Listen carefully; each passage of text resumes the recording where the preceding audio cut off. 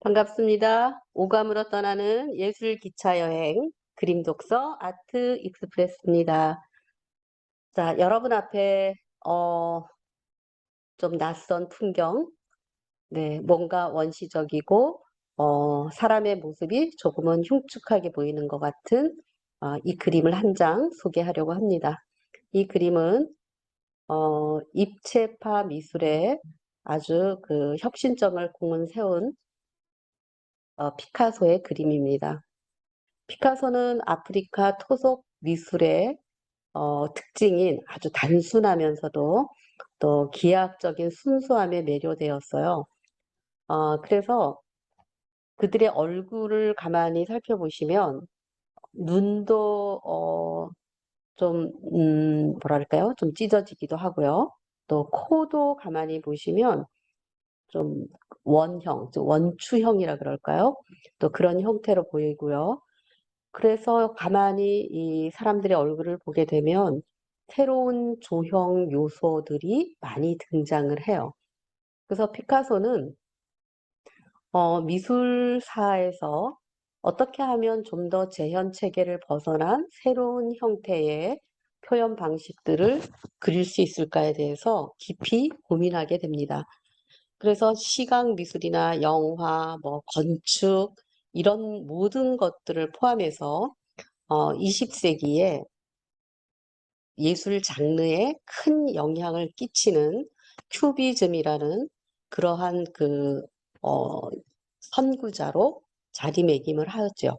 그러니까 단순히 내가 눈이 있다고 그림을 그리기만 하고 벽이 있다고 치장하기 위해서 그림을 그리는 것이 아니다라는 그 피카소의 유명한 말처럼 끊임없이 자신의 예술 세계에 대해서 고민하고 어떤 방식으로 좀 더 새로운 표현을 할 수 있을까를 깊이 고민한 그 결과물이라고 할 수 있습니다. 피카소의 이제 이러한 그 모험이나 과정을 통해서 자신에게 아주 그 전설적인 명예와 그런 명성을 알려준 그 그림이 바로 이 그림인데요. 제목은 아비뇽의 처녀들 또는 아비뇽의 아가씨들 이렇게 불리기도 해요. 그래서 몇 달 동안 아주 수백 장의 데생을 하고 또 습작도 하고요. 그런 끝에 26살이 되던 해에 이 작품을 발표를 하게 됩니다. 그런데 이제 초창기에 이 피카소가 이 그림을 발표했을 때 반응이 어땠을까요? 네, 상당히 부정적이어서 피카소를 평상시에 굉장히 좋아하고 지지했던 그 친구들 사이에서조차도 도대체 이게 그림이야? 할 정도로 아주 혹평이 오고 갔다고 해요. 그러면서 이제 주변의 많은 분들이 분노도 하고 또 피카소에 대한 어떤 그 실망이라 그럴까요? 그렇게 그런 시간들을 보냈다고 합니다. 특히 이제 피카소가 어, 야수파 피카소 다음에 이어지는 이제 야수파라는 하나의 이즘을 형성한 마티스하고 굉장히 친했는데 그 마티스마저도 굉장히 그 분노를 하고 같은 그룹을 이렇게 그룹에 있었던 일종의 동지겠죠. 그 브라크라는 사람도 있었어요. 근데 이 브라크조차도 이건 우리한테 석유를 마시게 하고 또 밧줄을 밥으로 먹으라고 하는 거와 똑같다라고 할 정도로 굉장히 그 비판을 하면서 이 그림을 받아들이기가 힘들었다고 합니다.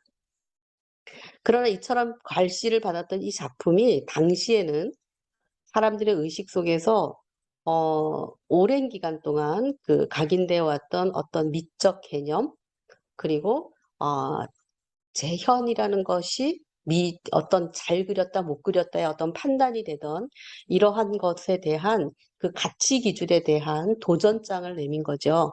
그리고 르네상스 이후에 500년 동안 이러한 그 기준이나 규범들이 기존의 그런 회화관이나 기준들 이런 걸 완전히 뒤엎는 그런 뭐라 그럴까요? 선구자 역할을 한 거죠. 그래서 이러한 것들을 통해서 결국 예술이라는 것이 정반합, 그러니까 기존에 이어왔으면 다시 반대가 있고 또 다른 새로운 예술을 창조해내는 하나의 신호탄이 되기도 했습니다. 이 그림을 가만히 보시면 대상의 이미지를 굉장히 좀 왜곡시켰죠. 좀 뭐 비틀었다라고도 말할 수 있고요. 그러니까 자신의 방식대로 기존의 이미지를 완전히 버리고 자신 방식대로 완벽하게 재구성을 했어요.